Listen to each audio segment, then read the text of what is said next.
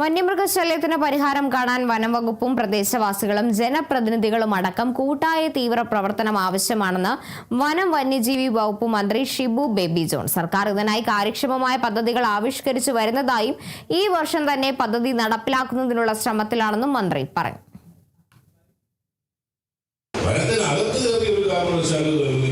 പക്ഷേ എന്തുകൊണ്ടാണ് 2-3 തരത്തിൽ ഇതിനെ കൊല്ലത്തില്ലെന്ന് നമ്മൾ പറഞ്ഞത്? ഇപ്പോൾ ഇലക്ട്രിക് ലൈൻ വലിച്ചിട്ട് പന്നിയെ കൊല്ലുന്ന രീതി ഉണ്ടായിരുന്നു. പക്ഷേ നിങ്ങൾക്കറിയാം, ഒരു വർഷം മുമ്പ് നിലമ്പൂരിൽ ചെറുപ്പക്കാരൻ പയ്യൻ മരിച്ചത് പന്നിക്ക് വേണ്ടിയിട്ട് ലൈനിലാണ്, മനുഷ്യനും അവിടെ ഉണ്ടാകുന്നില്ല. അതുപോലെ തന്നെ അടുത്തത് വിഷം വെച്ച് കൊല്ലില്ലെന്ന് പറഞ്ഞു. പന്നി മാത്രമാണ് ഈ വിഷം വെച്ച് കഴിക്കുന്നത് നിങ്ങൾക്ക് ഉറപ്പുണ്ടോ? നിങ്ങൾ വളർത്തുന്നത് നിങ്ങൾ കഴിക്കുന്നില്ല. ഈ പറഞ്ഞിരിക്കുന്ന 3 രീതിയിൽ കൊല്ലരുത് എന്നുള്ളത് ജനങ്ങളുടെ ക്ഷേമത്തിന് വേണ്ടിയാണ്.